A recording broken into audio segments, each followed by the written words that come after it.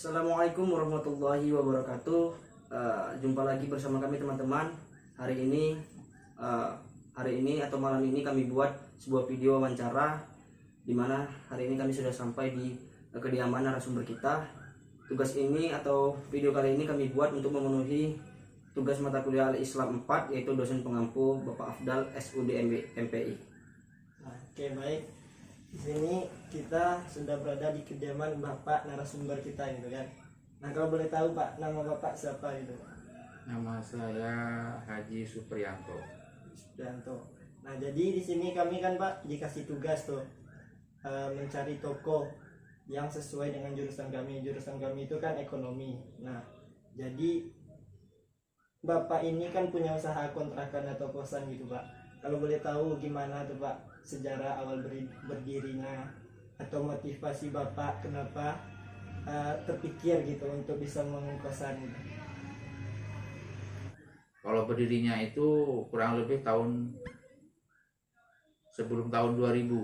Sebelum tahun 2000. Nah, berarti kurang lebih tahun 1998 kurang lebih. Udah lama tuh Pak ya. Saya nikah. Itu pas awal berdiri itu berapa kontrakan yang Bapak bangun tuh Pak? Waktu saya pertama berdiri hanya 6. Oh, 6.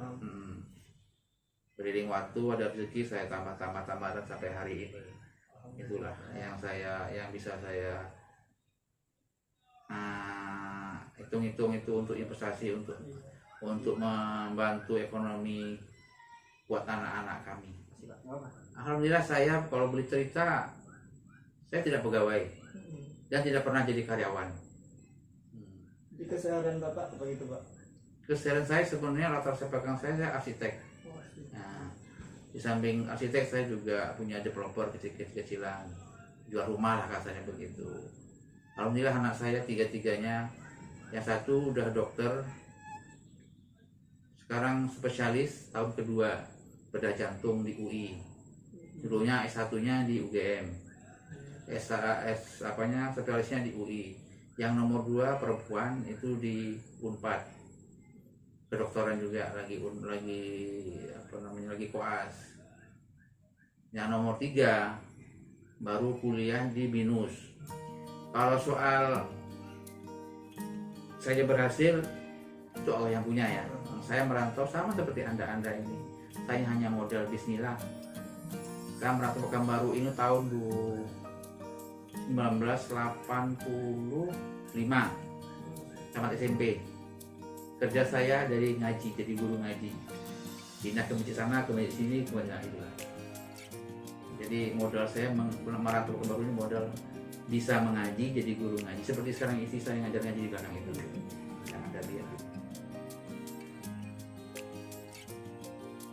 Baik Pak, terima kasih. Selanjutnya Pak, pertanyaan dari kami Pak, ada nggak kira-kira Bapak kan punya kos atau kontrakan nih kan, kira-kira ada nggak kendala yang Bapak hadapi selama ini? Misalnya kami kan nih salah satu penghuni kos Bapak tuh kan, misalnya kami telat bayar atau itu termasuk kendala atau enggak? Boleh ceritakan Pak? Dan bagaimana cara Bapak menghadapinya? Kalau kendala telat bayar itu hal yang lumrah. Yang sering saya hadapi itu sudah munggah sekian bulan, kita toleransi, kita nggak tega mengusir. Nah, udah sekian bulan hilang malam, itu sering terjadi. Nah, ada juga sekian bulan dia pindah ke sana, ada orang sekitar kita juga, dia nggak mau bayar, ya udah saya diamin aja. Nggak jadi masalah buat saya. Yang penting saya udah berusaha menagih. Tapi kalau artian tadi kalau telat bayar itu hal yang lumrah buat kita. Kita maklum karena kita dulunya juga orang ya memang dari dasar, tapi bukan berarti kita dulu seperti itu perilakunya, tapi kita menyadari kehidupan itu kan bermacam-macam. Memang itikat itu pribadi, tinggal kepribadian seseorang ya, kita tidak bisa menjustis ya, itulah kita harus menerima apa yang bisa kita lakukan seperti itu. Kalau boleh tahu Pak, sekaligus berbagi tips kepada kami yang muda-muda gitu kan Pak. Kalau dari Bapak sendiri kira-kira kunci sukses dalam menjalani hidup itu apa sih Pak? Kunci sukses itu pertama niatnya kita harus tulus, harus jujur, kerja keras itu ya. Kalau saya pribadi gunakan waktu muda itu seefisien mungkin.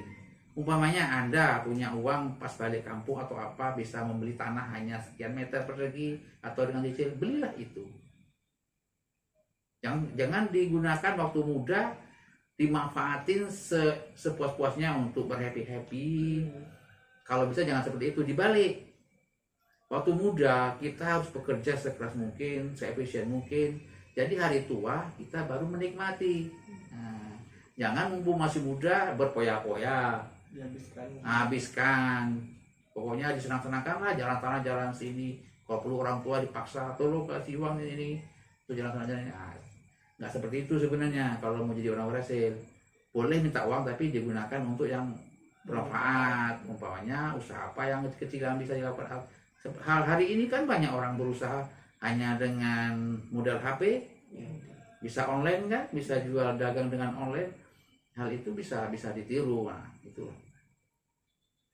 Tapi balik, kebanyakan orang anak muda mumpung masih muda, dia berhappy-happy, berpoya-poya, bersana sini. Hari tuanya nggak dipikir. Nah, jadi nggak gitu, dibalik. Mumpung masih muda, bergiatlah. Yang menentukan kita berhasil itu kita sendiri kan? Betul, Pak. Kan nggak pernah mengatakan Allah tidak akan merubah nasib seorang ya. kecuali dia merubah. Saya nggak perlu baca ayatnya, nanti kelas ceramah pula kan. Kalau saya apal, nah, kan itu intinya. Yang bisa merubah itu kita sendiri. Jangan percaya dengan takdir. Kadang orang takdirnya seperti ini ya beginilah. Salah. Ya. Allah itu menganjurkan. Allah nggak akan merubah nasib seseorang. Itu aja intinya. Kalau kita nggak mau berubah, nah ya kayak gitu aja. Satu lagi yang perlu anda ini ya, perlu kalian masih muda, yang tip buat saya, dari saya buat kamu nih, buat anda ini, orang tua nomor satu kan. Jangan sering orang tua tuh menangis karena kita, pola kita. Pokoknya kita mampunya mengasih apa ya itulah. Nah itu, syukur bisa berkembang. Abdi orang tua itu kepada orang tua itu jangan diremehkan. Walaupun orang tua kasarnya mungkin secara ilmu dia orang desa katro, tapi doanya itu loh. Nah, apalagi kalau udah berkeluarga, jangan kita laki-laki ngasih orang tua 5, kasih mertua 1 atau 2 poinnya. Yang itu sama kan? Oke teman-teman, demikianlah video wawancara kami dengan narasumber kita. Semoga video yang kami berikan ini dapat bermanfaat bagi diri kami sendiri maupun teman-teman sekalian. Terima kasih sebelumnya Pak ya. Kami ucapkan Assalamualaikum warahmatullahi wabarakatuh. Jadi teman-teman, inilah kontrakan atau kosan yang dimiliki oleh Pak Haji Suprianto atau narasumber kita tadi. Nah, banyak hal ilmu dan pelajaran yang kita dapatkan dari hasil wawancara yang kami lakukan tadi. Nah, seperti yang disampaikan oleh narasumber kita, kiat untuk mencapai keberhasilan atau kesuksesan dalam hidup ini ada banyak hal. Nah, kalau dari Bapak itu sendiri, yang pertama itu adalah niat yang tulus, yang kedua ikhlas, dan yang ketiga sabar. Dan yang paling utama yang tak boleh kita lupakan itu adalah utamakan orang tua. Karena ridhonya Allah itu tergantung ridhonya orang tua.